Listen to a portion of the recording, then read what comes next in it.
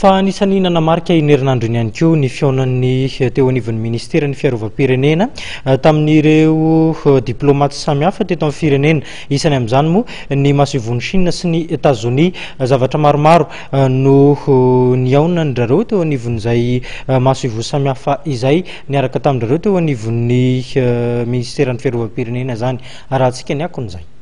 Anampy an'i Madagasikara amin'ny fiarovana ny sistany Chine.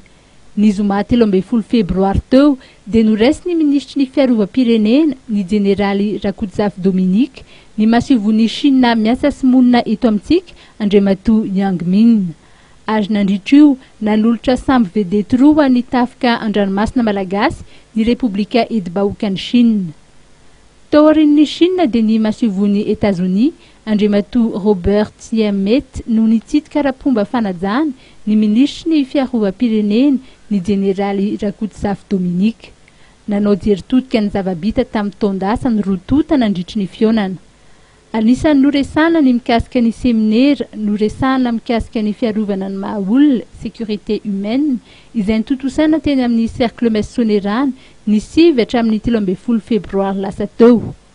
Fantatra ihany koa taorin'ny fionana fa i Madagasikara no mampiatrano ilay Information Fusion Center na ny IFC afahana miady amin'ny Jiolatsambo aty amin'ny ranomasimbe Indiana.